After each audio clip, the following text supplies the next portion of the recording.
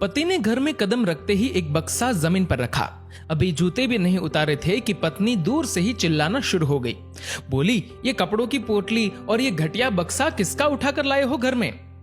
पति थोड़ी सी हिम्मत जुटाकर बोला, वो मैं माँ को लाने गांव चला गया था, इसीलिए देर हो गई और माँ अब हमारे साथ। पत्नी पति की बात को पूरा होने से पहले ही उसकी बात काट कर आग बबूला हो गई और जोर से चिल्लाई, क्या कहा? माँ को यहाँ ले आई हो? हिम्मत कैसे हो गई तुम्हारी इतनी? तुम्हारे भाइयों के साथ रह रही थी ना, अचानक क्या तकलीफ आ गई कि इधर आ टपकी?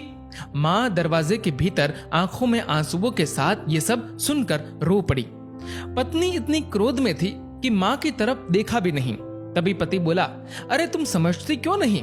अब इन्हें मेरे भाइयों के पास नहीं छोड़ा जा सकता। पत्नी फिर से चिल्लाई, यहाँ पैसे पेड़ पर नहीं उगते जो तुम माँ को इधर ले आए हो। तुम जितने पैसे दे रहे हो उतने में मेरा खर्चा भी नहीं निकलता, तो माँ की देखभाल कैसे करेंगे? पति और पत्नी के बीच बहुत ज्यादा बहस होने लग गई। तभी पति ने कठोरता से कह दिया, अब माँ हमारे साथ ही रहेगी, चाहे तुम्हें जो कहना है कह लो। पत्नी ने जवाब में कहा, तुम्हारे कहने से नहीं चलेगा, रखना तो मुझे है इन्हें। मैं कहती हूँ अभी के अभी इन्हें वापस गांव छोड़ाओ। अगर ये इस घर में आई तो मैं इधर एक मिनट भी नहीं रहूंगी, या तो ये इस घर में रहेंगी या फिर मैं। बस अब फैसला तुम करो कि इस घर में किसे रखना है और किसे नहीं। और तुम क्या समझते हो, इस महंगाई वाले जमाने में हम इनको रख पाएंगे? और ये महारानी जी ऐसे ही मुंह उठाकर चली आई है। पत्नी के माँ के लिए शब्द बिगड़ते जा रहे थे। गुस्से में बोली, क्यों महारानी जी, आपको इधर आते हुए एक बार भी शर्म नहीं आई? ये कहते हुए पत्नी ने माँ की तरफ देखा तो उसके पैरों तले जमीन खिसक गई। आंखें फटी की फटी रह गई, कुछ बोलने लायक नहीं रही। बस एक नजर से उस बूढ़ी औरत को देखते जा रही है। मुंह से एक शब्द भी मुश्किल से निकले ऐसी स्थिति हो गई। और तभी धीमी आवाज से बोली, माँ तुम? उसका पति जिसे घर ले आया था वह उसकी नहीं बल्कि पत्नी की माँ थी।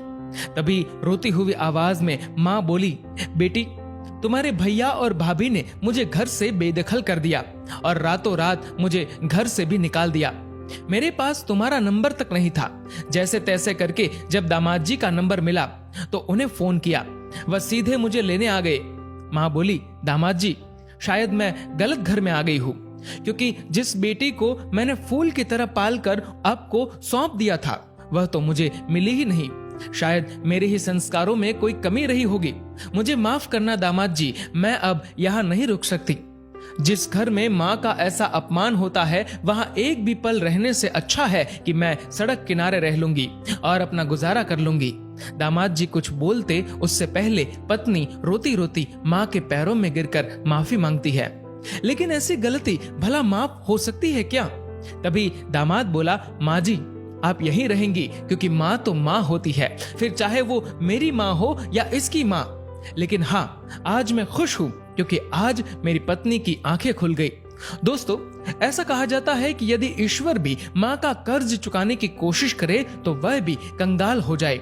सब कुछ होगा तुम्हारे पास पर सुकून नहीं होगा, क्योंकि सुकून तो माँ के आंचल में होता है और उस आंचल को कभी बिखरने मत देना। दोस्तों, इस वीडियो को लेकर आपकी क्या राय है नीचे कमेंट करके जरूर बताएगा। और अगर वीडियो अच्छा लगे तो इस वीडियो को लाइक करेगा और ज्यादा से ज्यादा लोगों तक शेयर करेगा। और ऐसे ही और भी इंस्पिरेशनल वीडियोस के लिए सब्सक्राइब करें हमारे यूट्यूब चैनल को और फेसबुक पर फॉलो करें हमारे पेज को। धन्यवाद।